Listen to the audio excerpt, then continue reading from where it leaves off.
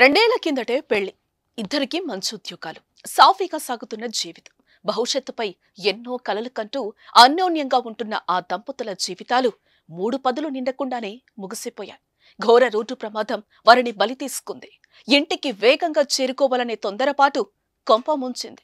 సూర్యాపేట జిల్లా మునగాల మండలం ముకుందాపురం శివారులోని జరిగిన రోడ్డు ప్రమాదంలో భార్యాభర్తలు చనిపోవడం తీవ్ర విషాదాన్ని నింపుతోంది.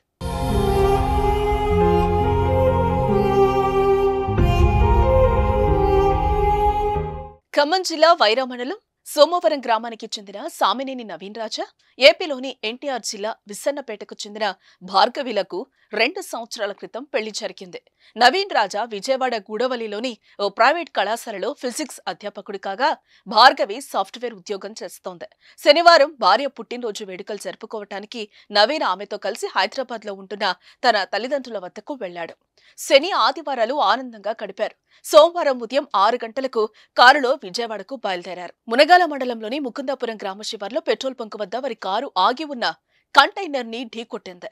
అతి వేగంతో దూసుకొచ్చి లారీ కిందకు దూసుకుపోయింది కారు. ప్రమాదంలో కారు టాప్ ఎగిరి పక్కనే ఉన్న బంకులో పడింది.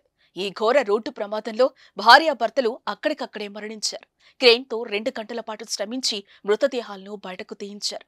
సోషల్ మీడియాలో వైరల్ అవుతున్న ప్రమాద దృశ్యాలు ఒళ్ళు గగురుపాటుకు గురి చేస్తున్నాయి. నవీన్, భార్గవి మృతితో ఇరు కుటుంబాలు తీవ్ర విషాదంలో కూరుకుపోయాయి. దంపతుల మరణాన్ని వారి తల్లిదండ్రులు తట్టుకోలేకపోతున్నారు.